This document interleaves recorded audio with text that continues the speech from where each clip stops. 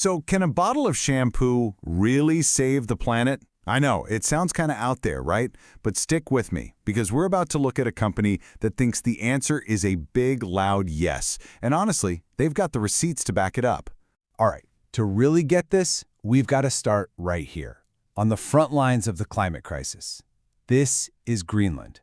And the ice here, it's melting at a totally alarming rate.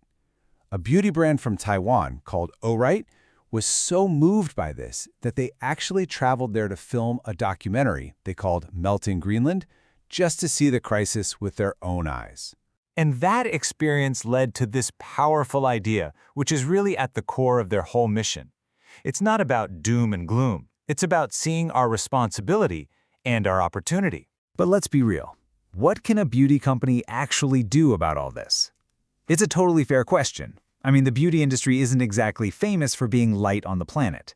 But Orite has spent years trying to figure that out. Not with some fancy marketing slogans, but by completely redesigning, well, every single part of their business. Okay, so their journey starts with the most obvious thing, the product itself. So, how can your shampoo, the one sitting in your shower right now, how can it actually help fight climate change? Well, it really boils down to two things: what's inside the bottle, and, you guessed it, the bottle itself. Okay, the biggest change they made is this. They moved away from petrochemicals. So instead of drilling for new oil, Orite looks for value in things other people see as just trash. We're talking upcycled agricultural byproducts. And they use these to formulate their products to meet some incredibly strict purity standards. And this whole philosophy leads to some seriously clever solutions. Get this. Orite takes used coffee grounds from local cafes, yeah, the stuff that's normally just tossed out, and they extract the natural caffeine oil for their award-winning shampoo. It is the perfect example of turning trash into treasure. And when it comes to safety, they are not messing around. This 16 free standard, it isn't just about avoiding a couple of trendy bad ingredients. No, it's a full-on blacklist of high-risk substances. The result is a formula that's often way stricter than what government regulations even ask for. But look, a clean formula in a wasteful bottle doesn't really solve the problem, does it? So they took that same radical thinking and applied it to their packaging. Their whole approach to packaging has one simple but honestly pretty radical goal: generate zero new plastic waste. Every single part, from the bottle to the cap, even the pump, is designed to be part of a circular system, not just end up in a landfill. Okay, so you've got a green product. But if it's made in a polluting factory, that's only half the story, right? Orite knew this, so they took it a step further. They designed their entire manufacturing facility to be just as green as the shampoo inside the bottle. Yeah, this is not your typical gray, boring industrial box. This is Asia's very first green cosmetics facility that's certified for good manufacturing practices, or GMP. It was designed from the ground up to work less like a factory and more like a living, breathing ecosystem. And the level of detail here is just, wow. They use shipping pallets made from over 7,000 recycled bottle caps each. They have a 6-pond system to naturally purify wastewater. It's a completely closed-loop system. And get this, it's powered entirely by its own solar and wind energy. And the results? They're absolutely staggering. You can see here, compared to Taiwan's official green building standards, their factory isn't just hitting the target, it's blowing it out of the water.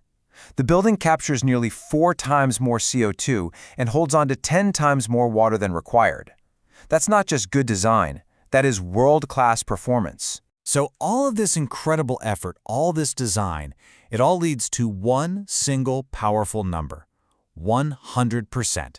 As of 2022, the entire facility, we're talking offices, manufacturing, the whole shebang, is powered by 100% renewable energy.